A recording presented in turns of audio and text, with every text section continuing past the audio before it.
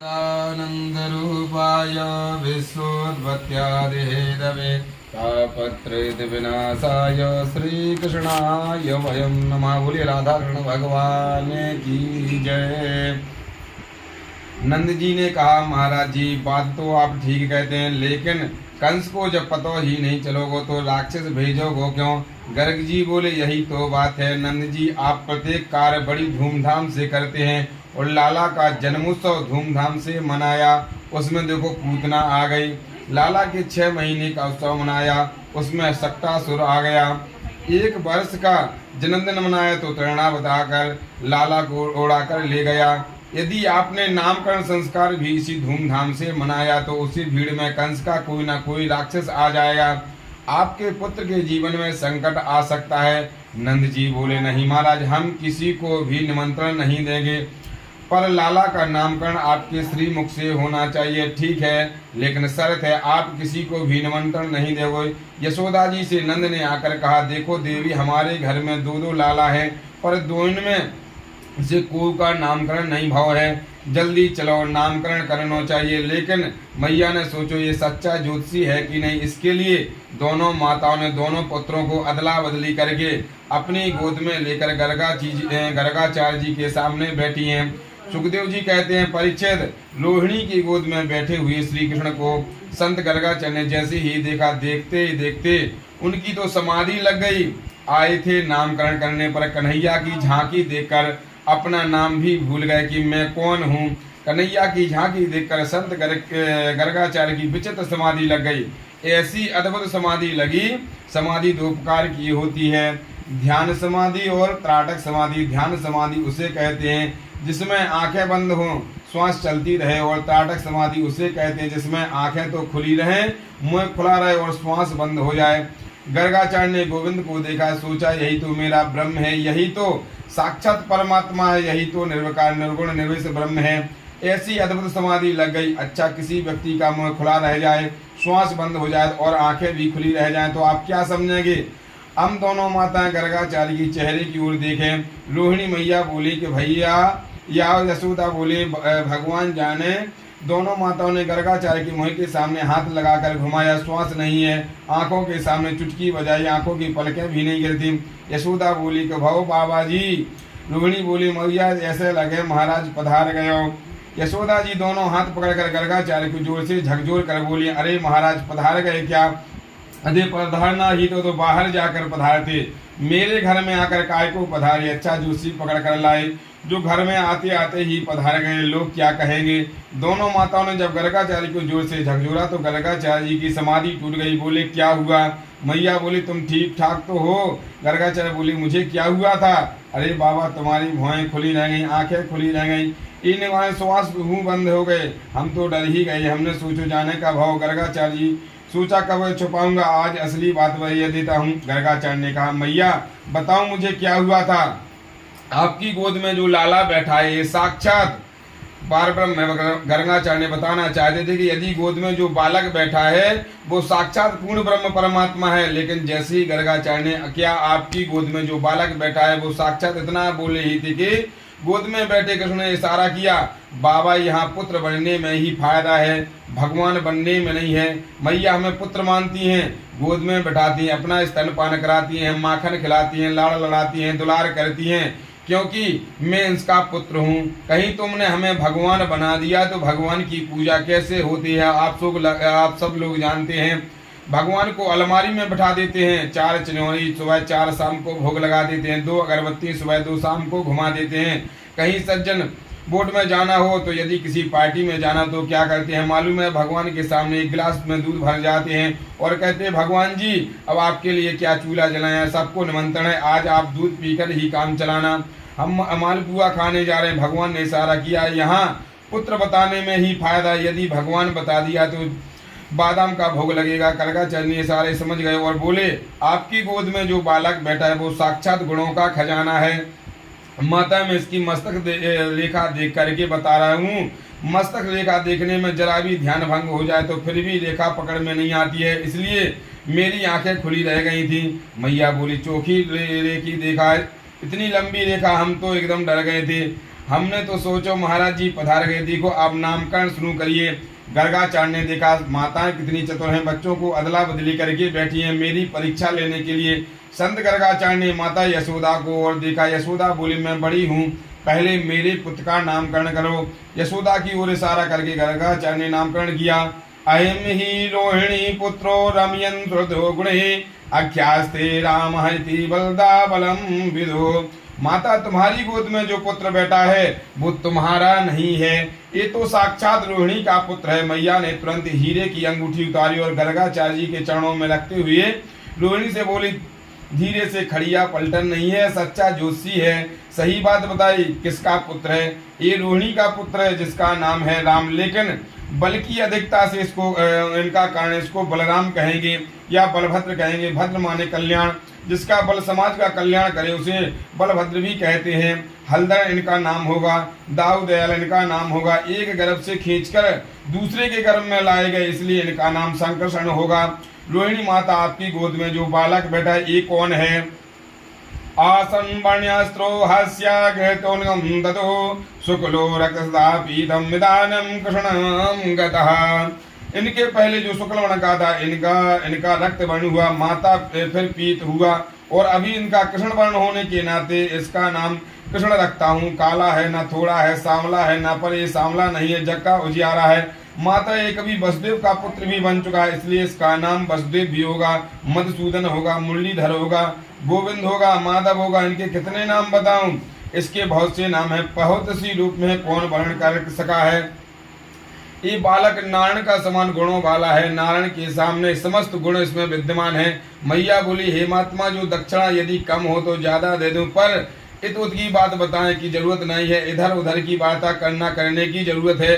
कहूँ भगवान बतावे, कहूँ नारायण बतावे, कहूँ कछु बतावे, सीधो नाचा बतावे, मेरी लाला पराक्रमी कितनो होगो। संत गर्गाचार्य ने कहा, माँ तुम्हारे भाव को प्रणाम करता हूँ, तुम्हारे भाव को वंदन करता हूँ। मैया ने बहुत सुवर्ण दिया और गर्गाचार्य जी को भक्ति अनुष्ठान 3 दिन से चल रहा था, आज पूर्ण हो गया। आशीर्वाद देकर गर्गाचार्य जी चले गए। बोले राधा कृष्ण भगवान की जय। यशम ददाति कीर्तिम ददाति विदितम यदम दशोति। जो कीर्ति है वो कीर्तिदा और जो यश देवे यशोदा है वह यशमान कीर्ति कीर्तिमान यश है। राधा और कृष्ण दोनों की माता के नाम का अर्थ एक ही होता है। यदि लाला की लीलाओं को यशोदा यश प्रदान करें तो गोविंद की कौन जाने, गोविंद को कौन पहचाने। ऐसा सुंदर चरित्र है कृष्ण का। मैया जब नृत्य करा रही है लाला को 2-2.5 वर्ष का, ग्राही देखे बिना काना जब नहीं माना, इन आंखों से आज हमने ब्रह्म पहचाना है। बुलाने के बहाने कृष्ण को दर्शन हो तो कैसे करें, साजो सवेरे कराएं, एक भी बूंद भी दूध ना मिलाएं। बताओ मैया बोली, यदि सुनो एक ऊधम लाला किया तो करो, याकू नेक डांट दियो तो करो, आंखें दिखाकर डांट देवे तो ऊधम नहीं करोगे। बोली हम यदि आंख निकाल कर लाला को डांटे तो हमको देखकर खिलखिलाकर हंस जाए। तब यशोदा रानी इसको हंसी देख करके हमारी सबरी गुस्सा ठंडी हो जाए। मैया बोले मैं तब क्या करूं बताओ। गोपी बोली हमारे घर में जाकर चोरी करे। मैया बोली छोटो सो लाला चोरी करने को कहाँ जाने, यदि ये कैसी चोरी किया तो तुम याकू ने कि राजी के माखन दे दिया करो, राजी माखन देवोगे तो चोरी करोगे ही नहीं। गोपियां बोली नहीं, जब हम उनको राजी से माखन देवे एक टेढ़ो मुँह करके मूले। मैया तो चोरी से मीठे लगे, राजी को मीठो ना लगे, यह बताओ हम क्या करें। मैया बोली तो को शर्म ना आवे, जरा सा माखन की खातिर उलाना देवे आ गई। मेरो छोटो सो लाला है, जाने तुम्हारे कितनो माखन खाए होगो, ज्यादा से ज्यादा 50 ग्राम मेरे घर से 50 मटकी माखन की ले जाओ, कोई कमी थोड़ी ही है। गोपी बोली आज तो नाराज हो गई, आपको लाला चोरी करके भी माखन खावे तो बुरो ना लगे, पर ये स्वयं थोड़ी खावे, ये चोरी करके पूरी मंडली को जो है, इतनी मंडली को नाम क्या है मालूम, बाल गोपाल चोर विद्या प्रचार मंडल। ऊपर गोपी बोली ये सब कर चुके हैं, इसमें के सामने 3 विलायत लगे हैं, बाहर निकालते ही चौकड़ी भर भागे हैं, नीचे उखल खड़ो है, परवा के ऊपर 100 सखा खड़ो है, सबके ऊपर आप खड़े होकर प्रेम से माखन खाए। मैया बोली अच्छो, बोले अजी एक बार तो आपको इतनी गुस्सा आई थी कि आपने दही की मटकी पीपल की डाली पर लटका दी थी। हमने कहा देखें आज लाला कैसे चोरी करे, खिड़की से देख रही थी हम, आपके लाला कहीं से 25 हाथ लंबा बांस लेकर आए और मटकी में नीचे से बांस मार दिया, मटकी फूट गई। ओके लगाकर नीचे खड़े हो गए, नंबर बाई नंबर से पी गए दही को। मैया बोले इतनी बुद्धि है या मैं नेक्स्ट लाला है। एक गोपी बोली बुद्धि की बात आपको क्या बताऊं यशोदा जी, इनके पेट में दाढ़ी है, 1.5 हाथ की है। परसों की बात है, मेरे पति को जन्मदिन है। अपने पति के जन्मदिन की खुशी में मैंने घर में 56 भोग बनायो। आपके लाला जाकर पाटा पर बैठ गए, भाभी हमारा भोग लगाओ। मैंने कही लाला अभी सत्यनारायण भगवान की कथा होगी, फिर पंडित जी भोजन करेंगे, बाकी बात तुम्हें प्रसाद मिलेगा। तो कन्हैया बोलो हमसे बड़ो भी कोई भगवान है क्या, पहले हमारो भोग लगाओ। मैंने थोड़ा डांट दिया, मिले को झटपट उठे और बोली हो गए सो देखो जागो, भाभी आज तुमको ही देखेंगे। नाराज होकर चले गए। अब जन्मदिन की खुशी में मेरे पति ने रात्रि में भोजन बड़े प्रेम से किया। पतिदेव तो सो गए। रात्रि के 12 बजे आपके लाला जाने कब घर में घुस गए और मेरे पति की दाढ़ी मेरी चोटी से बांधकर भाग गए। पति की दाढ़ी से मेरी चोटी कसकर बांध गई और चले गए। रात्रि के 1:30 बजे मेरे पति को जोर से प्यास लगी, वो तो पानी पीने के लिए उठे। उनकी दाढ़ी और मेरी चोटी दोनों खींची, उधर वो खींचे इधर। मैंने कहीं कहा कर रहो, कहा कर रहो है, बोलो कहा कर रहो, कहा कर रहो। आधी तो अपनी की दाढ़ी उखड़ गई। हम जैसे ही तैसे उठकर गए और दीपक जलाओ, दीपक जलाकर देखो तो पति की दाढ़ी मेरी चोटी दोनों बंधी हैं। ऐसो ऐसो उदम है काना मचाए। मैया बोली हे भगवान, ये 3 बिला को लाला इन बूढ़े को पागल बनावो। एक गोपी बोली परसों मेरे घर में सत्यनारायण भगवान की कथा है, पंजीरी भूंज रही थी, आपके लाला हमारे घर गए और सत्यनारायण जी के सिंहासन पर दोनों जाके बिठा दिया और खिड़की पर चढ़कर बोले भाभी जी राम राम, अपने सत्यनारायण जी के दर्शन कर लो। पंजीरी छोड़ी भागा करके देखो सत्यनारायण जी सिंहासन पर एक कुत्ता बिठा दिया। ऐसो ऐसो ऊधम मचावे। मैया यशोदा ने लाला की तरफ देखो, गुस्सा में बोली क्यों रे लाला, गोपी ठीक कह रही। कन्हैया बोली मैया तेरी सौगंध खाए के कह रहा हूँ, मैं तो यही ना जानो इनको घर कौन सी गली में है, कौन सा झूठ बोलो। इनको पतियारो करे में तस घर में साए, ओ चोर नाम मेरो धरो मेरो होन न देगी ब्याह। ये गोपी बड़ी चालाक है, तू इनकी बातन में आ जाए। मैया बड़ी चतुर है। मैया यशोदा के सामने कृष्ण ने सफाई प्रस्तुत की। मैया ने लाला को कान पकड़ लियो। सुखदेव जी कहते हैं परीक्षित इस दृश्य को देखना, माँ यशोदा ब्रह्म का कान पकड़ती हैं, कृष्ण का डर के मारे थर थर कांप रहे हैं। मैया ने कहा ज्यों ज्यों बड़ो होत जावे बिगड़तो जाओ, काय जरूरत चोरी करवे। हमारे घर में कितनी गाय हैं, 9 लाख गाय तेरे नंद बाबा की, नित गाओ माखन होए। कन्हैया बोले हे गोपी जबरदस्ती मेरे माखन लगाए फिर देवो, चोर चोर कर की बदनामी करे तुम भूलिए, इनकी बातन में आ जाए। मैया बोली आज के बात ने ऐसो उदम कियो तो पिटाऊ करूंगी। एक दाग्यो तो रामद्या गोपदार का, कृष्णो मृदम भगतो मात्रेन मुदो। बड़ी से बड़ी लीला करते हैं कृष्ण भगवान। ब्रज में तो बच्चे की भांति किसी को पता नहीं चलने देते। आज मेरे गोपाल ने सोचा, शास्त्रों में ब्रज की महिमा का वर्णन हुआ है। संत महात्मा अमलाता मुनि ब्रज की रचका गण कहते हैं, रमण रे तो लेटो नहीं कियो न जमना पान, रे मन तो समझाओ नहीं ब्रज को तत्व महान। जो रमण रेती लेटे नहीं, जमुना पान नहीं किया, उसका ब्रज में रहने का क्या मतलब है। आज खेलते खेलते ब्रह्मांड घाट पर कृष्ण चले गए और मिट्टी का मकान बनाकर खेल रहे थे। अभी कृष्ण की उम्र तकरीबन 3.5 वर्ष की। मिट्टी के मकान बनाकर खेल रहे हैं। खेलते खेलते एक बड़ा सा ढेला मिट्टी का मुँह में धर लिया।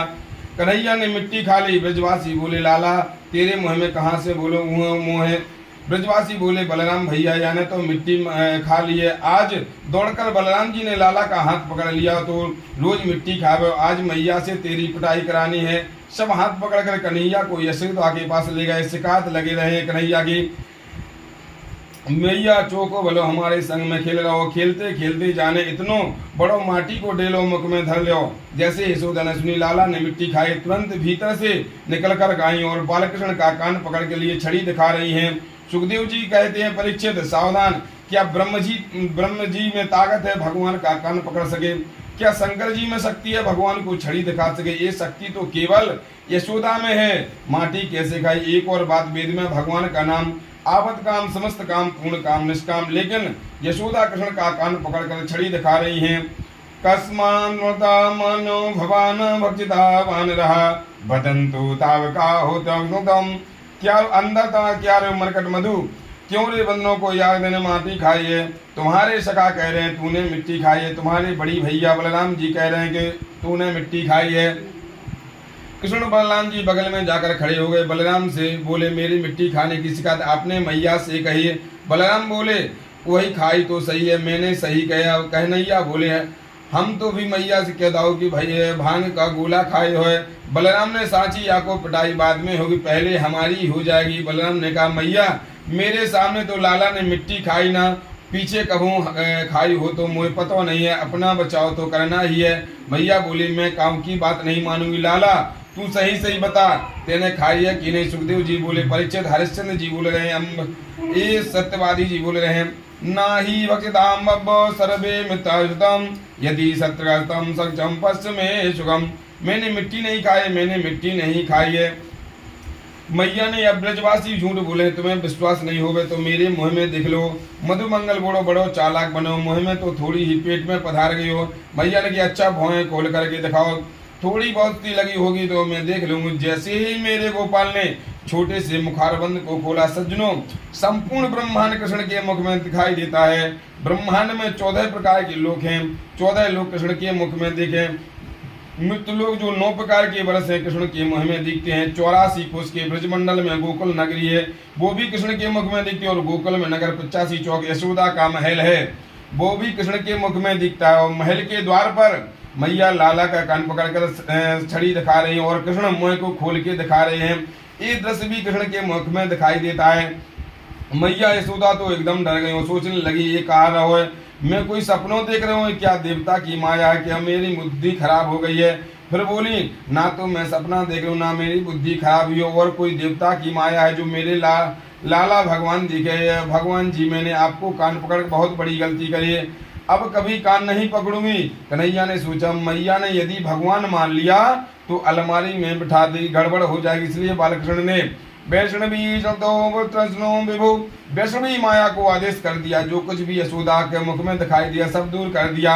मैया बोली, तेरे मुँह में मैंने अभी कुछ देखो। कन्हैया बोले, कछु न तेने सपनों देखो होगा मैया, मुँह खोल कर दिखाया तो कुछ नहीं था। मैया बोली, मैंने माटी थोड़ी खाई, मैंने तो ब्रज पर रज दिखाई है। मैया यशोदा का ब्रह्मांड दर्शाया गया। ऐसे में कृष्ण का अद्भुत चरित्र है, इसका कोई वर्णन नहीं करता है। बिना प्रेम रिझो नहीं नटवर नंद किशोर। आप कितना भी यज्ञ करिए, कितना भी अनुष्ठान कीजिए, कितनी भी बड़ी तपस्या करें, पर जब तक मन में प्रेम नहीं आएगा गोविंद की प्राप्ति नहीं हो सकती है। गोविंद तो केवल प्रेम से मिलता है, गोविंद की प्राप्ति का साधन तो केवल प्रेम है। इसलिए जीवन में प्रेम को बढ़ाओ, गोविंद मिल जाएगा।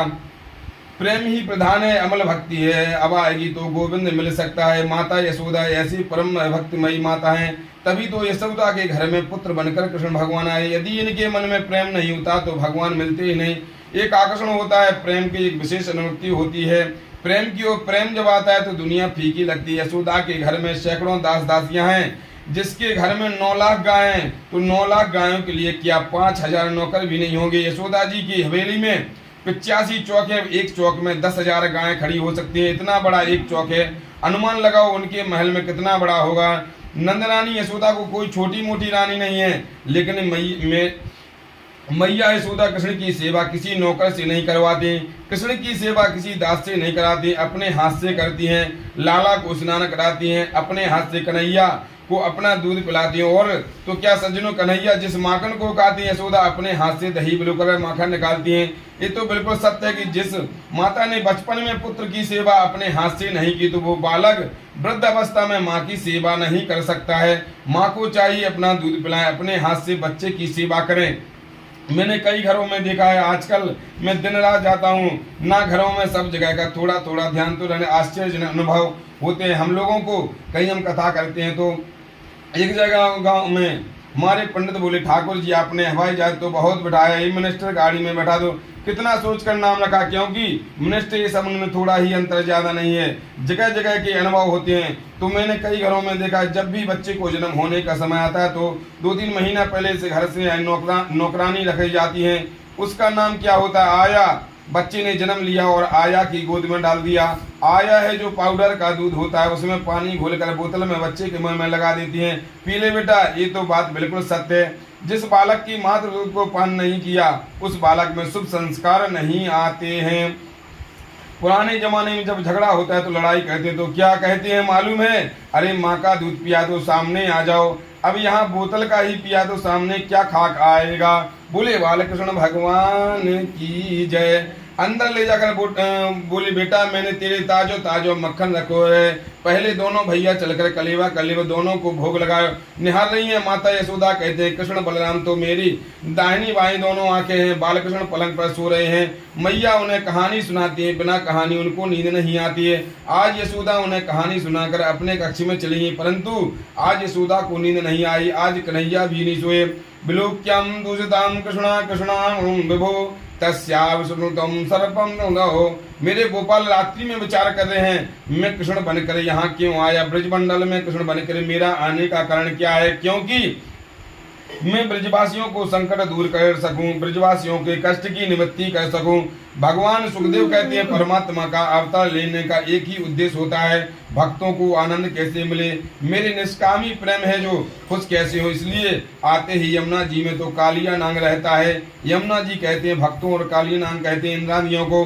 भक्ति रूपी यमुना में जब इंद्रादि रूपी कालिया नांग आता है तो भक्ति रूपी यमुना प्रदूषित हो जाती है, गंदी हो जाती है। आज कन्हैया ने मन में निश्चय किया मुझे कालिया नांग निकालना ही होगा, कालिया नांग को यमुना से बाहर निकाल कर ही होना। लेकिन कैसे, अथाह जल है, ऊपर उड़कर जाने वाला पक्षी यदि काली दह के ऊपर से निकल जाए तो नीचे गिरकर मर जाता है। घास चरते चरते यदि किसी गाय को जोर से प्यास लगे और भूलवश गाय काली दह पर पानी पीने आए तो मर जाए। 101 फण है, इसलिए कालिया नांग उसमें रहता है। विशाल उसका महल है, बड़ी बड़ी भारी उसकी सेना है। यमुना जी के जल एक बहुत बड़े दायरे में रुका हुआ है, जिसको हम बोलते हैं हृदय, और हृदय को ब्रजभाषा में हृदय कहते हैं, इसलिए काली दह बोलते हैं। कन्हैया ने सोचा इसको निकालना है, पर कैसे निकालूं। इन ब्रजवासियों को मेरे प्रति इतना वात्सल्य है, कृष्ण को जरा सर्दी भी लग जाए तो मैया यशोदा सब वैद्यों को बुला लेती है। यदि लाला 2 घूंट दूध भी कम पिए तो मैया दुनिया भर के ज्योतिषियों को बुला लेती है, मेरे लाला ने आज दूध कम काय को पियो। नजर लग गई, देखो कितना वात्सल्य है, कितना प्यार है। मैया 1 मिनट भी नहीं रहते कृष्ण के बिना। लेकिन कालिया नांग तो आज निकालना है। कन्हैया ने सोचा ऐसे यमुना के कूद जाऊं तो मुझे कूदने में कौन देगा। इन लोगों को मेरे प्रति प्रेम है, इसलिए ब्रज साहित्य में ऐसा वर्णन मिलता है। इसलिए मेरे गोविंद ने आज निश्चय किया कि गेंद खेलने का नाटक करें, कंदो कीड़ा का नाटक किया जाए। बालकृष्ण प्रभु प्रातः होते ही ग्वाल सखाओं से बोले आज गैया चरावे की छुट्टी कर दो, आज विश्राम करो। सखा बोले काय खुशी में भैया, तुम तो गोचड़ को विश्राम दे रहे हो, वो काय की खुशी है। कन्हैया ने कहा ऐसे नहीं, काउ दिन विश्राम भी तो रखना चाहिए। आज गेंद को खेल खेलेंगे, आज काली दी पर कंदो कीड़ा करेंगे। सखा बोले क्षमा करो हम नहीं जाएंगे। एक सखा बोलो भैया मेरी मैया तो 108 एकादशी के व्रत किए तब हमारा प्राकट भयो, यहाँ संसार में अपनी माँ का इकलौता बेटा हूँ। एक बोलो लाला हमारी मैया ने 10,000 गऊ दान करके बाकी बाद हम प्रकट भय संसार में। एक बोलो भैया दादा परदादा तपस्या होती है, हम जैसे तैसे प्रकट भय, हम भी इकलौते बेटा है, काली देव पर जाकर मन्नो थोड़ो ही हम नहीं जाएंगे। कन्हैया बोले तो ऐसा काऊ को बोलो भैया अरे हम वहाँ पानी में भीतर थोड़ी ही जामेंगे, हम तो किनारे पर ही मैदान में वहीं खेलेंगे। सखाओं के मन में आ गई पर लाला काहे को खेल खेलेंगे। कन्हैया बोले गेंद जो खेले खेलेंगे। भैया राधा रानी के भाई हैं जिसका नाम श्रीदामा है। श्रीदामा बोले देख कन्हैया रेशम का पट की गेंद तो मेरे पास में है। बालकृष्ण बोले तो चंदन को बल्ला मेरे पास है, अब खेल में चलो। छोटे छोटे सखाओं के संग खेलने जा रहे हैं। ऊपर से शंकर जी दृश्य देख रहे हैं, विधाता देख रहे हैं और कहते हैं अरे ब्रजवासियों तुमने ऐसा कौन सा सत्कर्म किया है जो पूर्ण ब्रह्म जिनको योगी जन समाधि से नहीं जान पाते हैं वो तुम्हारे संग नाटक करते हैं, तुम्हारे संग लीला करते हैं। जरूर तुम लोगों को बड़ा कोई सत्कर्म किया होगा। ब्रह्मा जी महाराज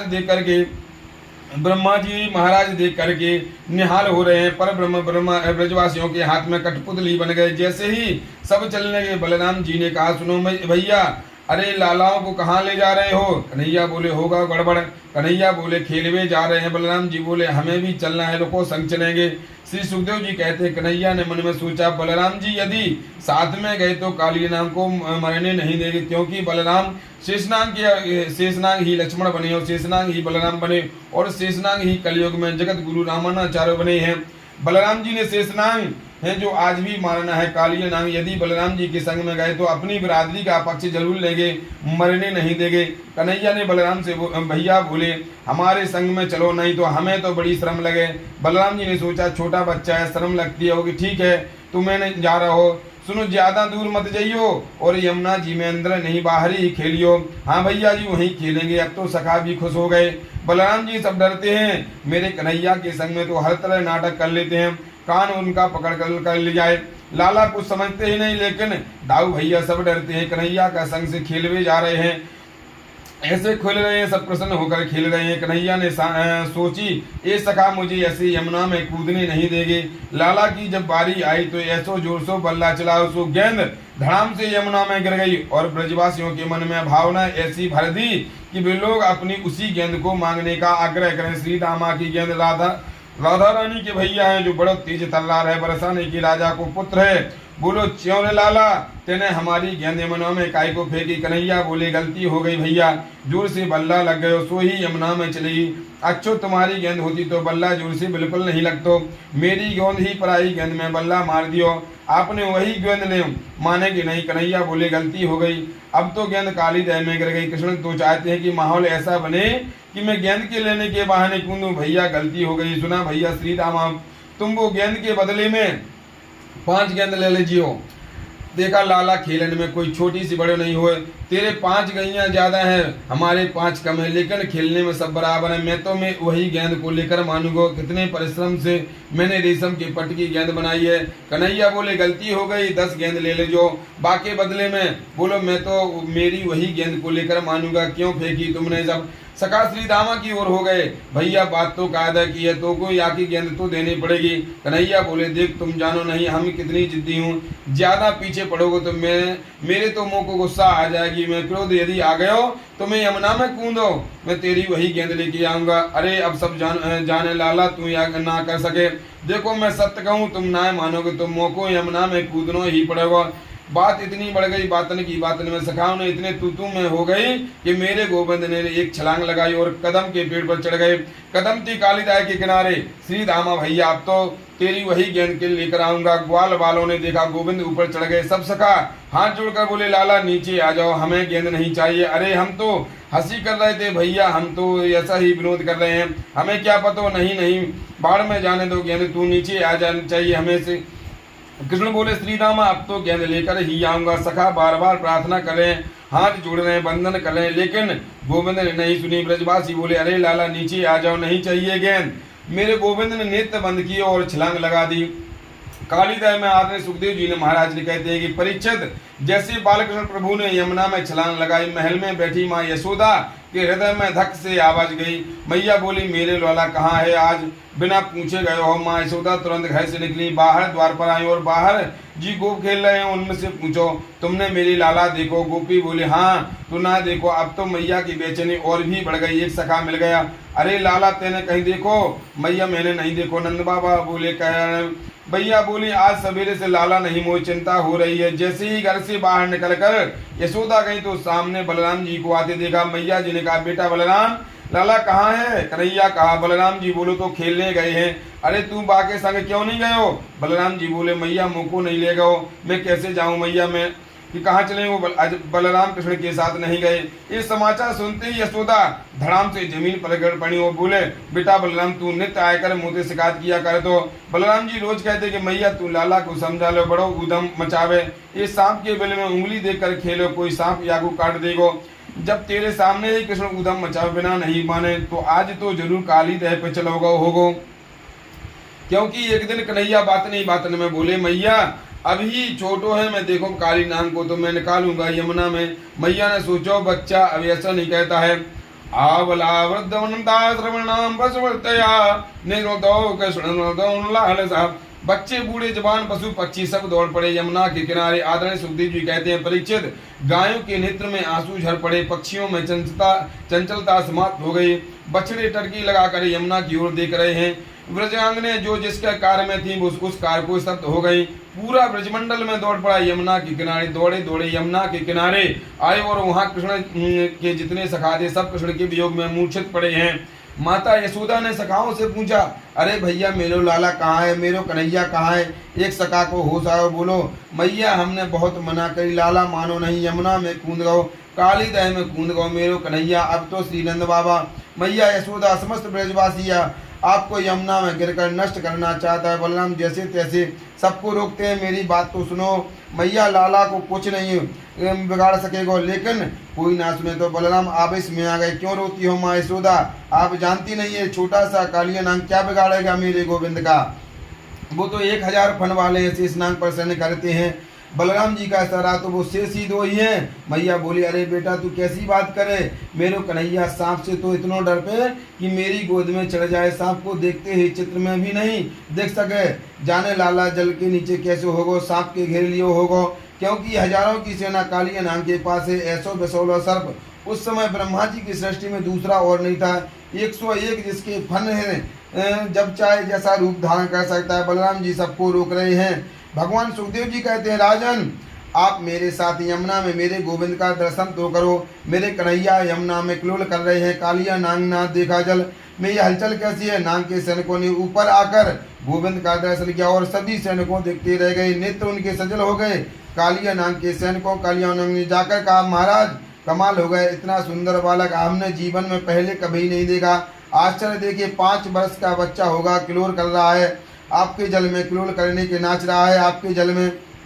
कालिया नाग ने कहा पहला आश्चर्य तो यह है कि बालक जल में आया कैसे, और दूसरा आश्चर्य है कि आया है तो अभी तक जीवित क्यों है, इसको तो मर जाना चाहिए। मेरे जल का तो स्पर्श करते ही मर जाते हैं व्यक्ति, ये जीवित कैसे, ये मैं स्वयं चलकर देखूंगा। अपने महल से कालिया नाग जल से ऊपर निकल कर आया।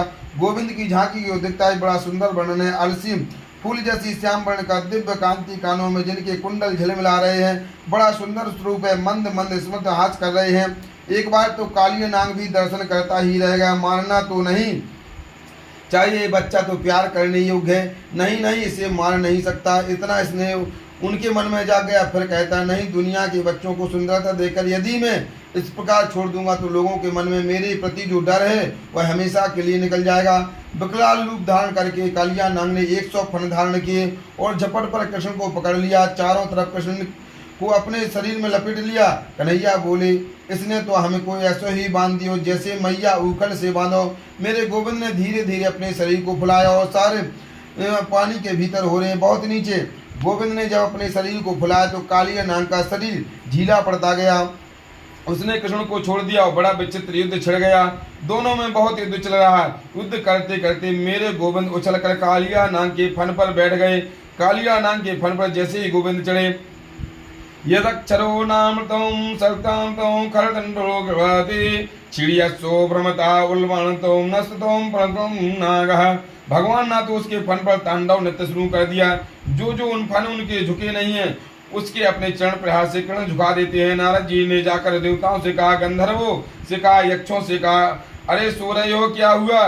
बोले मेरे गोपाल नृत्य कर रहे हैं, कुछ गाना बजाना तो करो। आकाश में मंडल में देवता गंधर्व पुष्पों की वृष्टि कर रहे हैं, गोविंद के नाम जय जयकार करने लगे। कोई मृदंग बजाता है, कोई बीणा बजा रहा है, कोई करताल बजा रहा है, ऐसे स्वर लहरी छाई है। हमारे सूरदास जी ने इसको झांकी को दौरा और पद गाया, तांडव गति मुंडर पर नृतद बनवारी, फम फम फम फनन ऊपर नाचत बनवारी।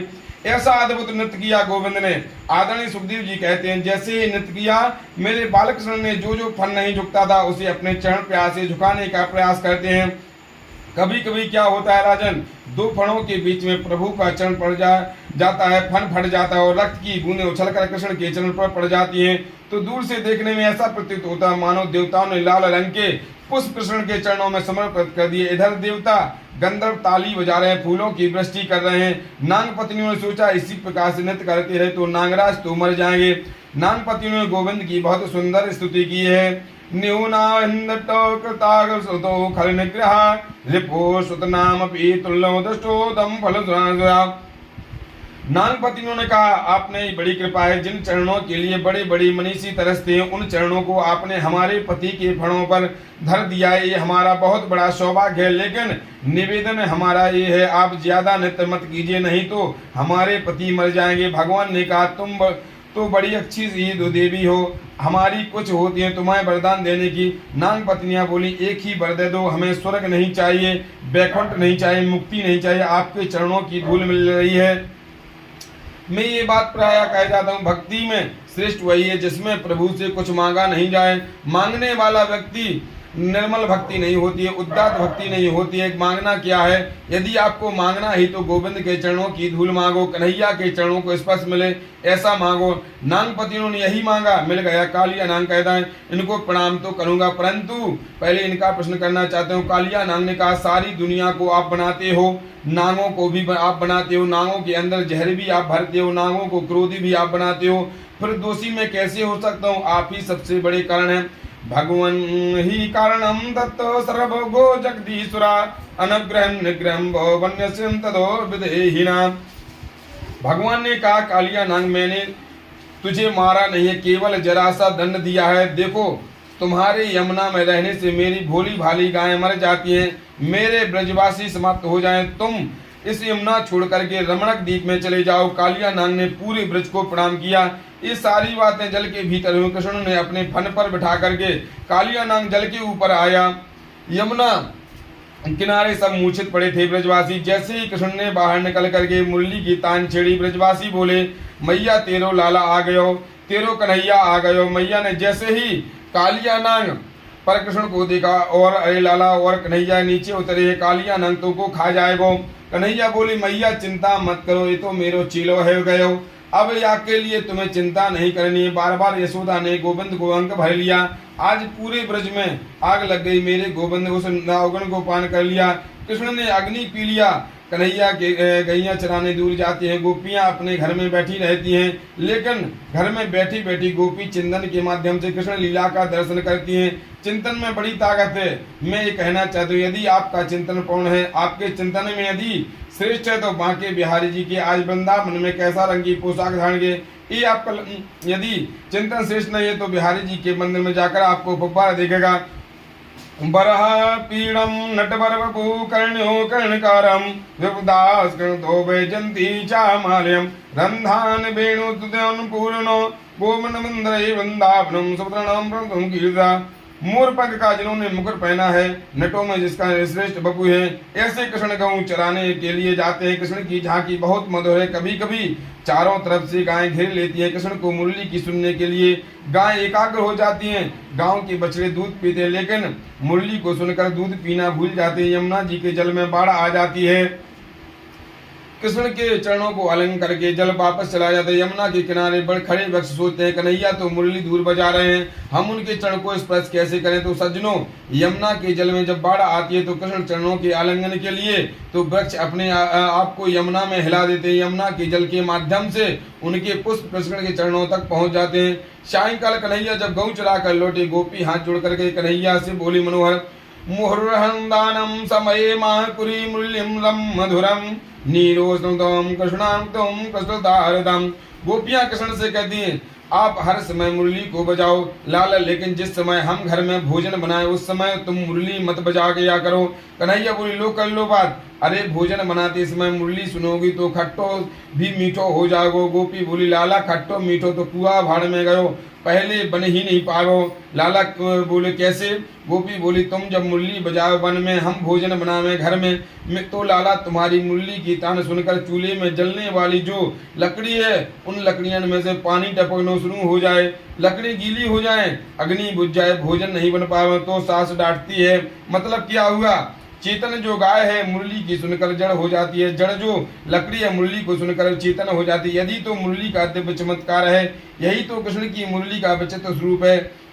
लेकिन मुरली को सुनकर भावना बदल गई गोपियों की। हेमंत प्रथमो मासी नंद जो कुमारिका चौथो वंजानाम कृतम व्रतम। आप जरा गौर करें, परम पवित्र कथा की चीरहरण की बड़ी गंभीर प्रसंग है। 84 कोस के ब्रज मंडल में रहने वाले गोपी हैं। प्रातः 4 बजे उठती हैं, ब्रह्म मुहूर्त में उठ जाती है। प्रातः 4 बजे से लेकर 5:30 बजे तक का समय ब्रह्म मुहूर्त कहा जाता है। जाड़े के दिनों में प्रातः 4 बजे बहुत अंधेरा रहता है। 4 बजे जाड़े के दिनों में गोपियां उठकर जाती हैं, पूरे कपड़े उतार कर यमुना किनारे रख देती हैं और बिल्कुल निवस्त होकर यमुना में स्नान करती हैं। यमुना स्नान करके वे कुमारी यहाँ पर अपने वस्त्रों को पहन लेती हैं और कात्यायनी माता की पूजा करती हैं। माता कात्यायनी को धूप दीप नैवेद्य पूजा करके वर मांगती हैं। कात्यायनी महामाये महायोगेन्द्रधीश्वरी नंद गोप सुतम देवी पतुम में कुरुते नमः। हे माता कात्यायनी, हम आपके चरणों में प्रणाम करती हैं। नंद गोप की जो पुत्र जो श्री कृष्ण हैं उन्हें हमारा पति बनाओ, नंद गोप की पुत्र ही हमें पति रूप में मिले, ऐसा आशीर्वाद दे दो। ऐसा सुंदर भाव, इस भाव को कोई शब्दों में वर्णन करेगा। एक दिन गोपियों के मार्ग में कृष्ण मिल गए। 1 महीने तक जब उन्होंने व्रत किया, कन्हैया मार्ग में मिलकर बोले, देवियों आप यमुना स्नान करो, मोको सब मालूम है, यमुना स्नान करके कात्यायनी की पूजा करो, या भी हमको पता है, कात्यायनी माँ की पूजा करके हमें पति रूप में मांगो, ये भी हमें जानो। लेकिन स्नान करने से जो तुम्हारी पद्धति है वो बिल्कुल अच्छी नहीं है, क्योंकि वेद कहता है किसी भी जलाशय में निर्वस्त्र होकर स्नान मत करो। निर्वस्त्र होकर स्नान करने से 2 प्रकार का अपराध होता है, लौकिक अपराध, धार्मिक अपराध। धार्मिक अपराध यह है कि जल को जो स्वामी है उसका नाम वरुण देवता है। यदि हम जल में निर्वस्त्र हो, नग्न होकर नहाते हैं तो वरुण देवता का अपराध हो जाता है, अपमान हो जाता है, ये अच्छी बात नहीं है। दूसरा अपराध है लौकिक, आप जल में नग्न निवस्त्र कहती हैं तो नारी हो, मान लो कोई मंचला व्यक्ति तुम्हारे कपड़ों को आकर किनारे से उठाकर ले जाए तो फिर बाहर कैसे निकलोगे। इसलिए मेरा आपसे निवेदन है कि ऐसे स्नान मत करो, किया करो। गोपी बोली, बड़ो आओ हम समझाओ, यह 4 बजे सवेरे कौन आवे यहाँ, तो कैसे ही नहाओगे। कृष्ण ने सोचा ऐसे नहीं मानेगी, इनको तो तात ही बताना पड़ेगा। एक दिन गोपियां स्नान करने गई, पूरे वस्त्र उतार कर किनारे में रख दिया। जैसे श्री कृष्ण भगवान करके नहा रहे थे, मेरे गोविंद मौका बढ़िया देख करके सखाओं के संग गए और गोपियों के पूरे वस्त्र को लेकर कदम के ऊपर चढ़ गए। गोपियां नहा रही हैं आराम से। इतने में एक गोपी ने कहा, बहन अब नहाती रहोगी कि बाहर भी निकलोगी, कात्यायनी को पूजन तो करना है। सब बोली, हाँ हमने तो ध्यान ही नहीं दिया। जैसे निकलने के लिए तैयार हुई तो किनारे की ओर देखा तो वस्त्र नहीं है। हे भगवान, हमारे वस्त्रों को कौन ले गए हो। विचार कंठ में जल कणियां निकले तो क्या निकले कैसे। गोपियों ने जब किनारे पर ज्यादा नजर डालकर देखा तो किनारे पर कदम की डाली पर श्रीमान जी बैठे हुए हैं, कपड़े भी टंगे हैं। लाला, अरे जो कन्हैया हमारे वस्त्र आपने कहा को चुरा लिए। कन्हैया बोले, वस्त्र थोड़ी हैं। बोले, कदम पर टंगे रखे हैं, यही तो वस्त्र हैं। कन्हैया बोले, ये तो मेरे कदम का फल हैं।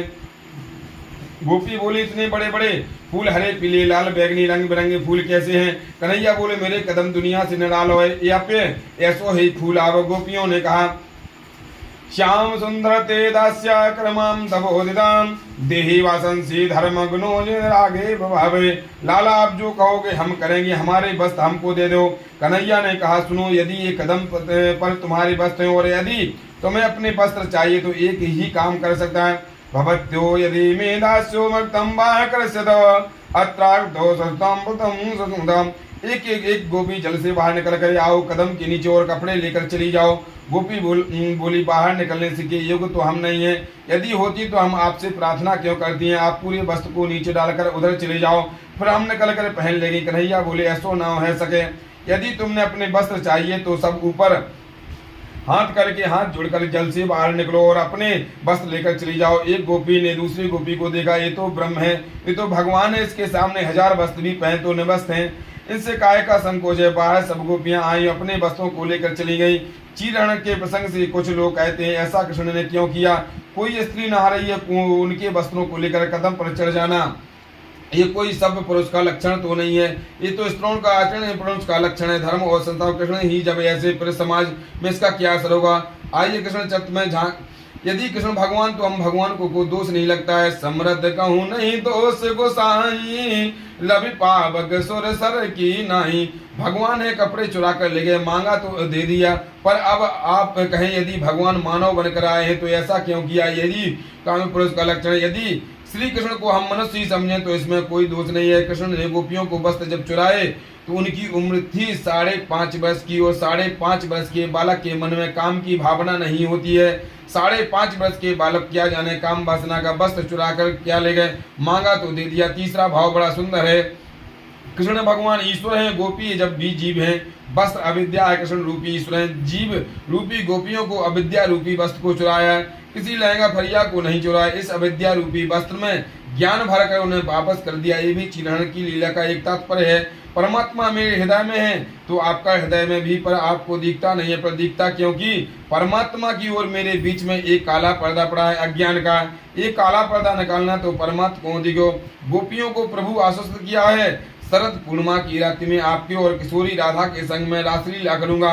राधा तत्व तो परमात्मा है, राधा का नाम स्मरण तो जहाँ करते हैं वहाँ गोविंद पीछे पीछे आ जाते हैं। कृष्ण की आराधना और शक्ति का नाम राधा है। हमारे ब्रजवासी कहते हैं कि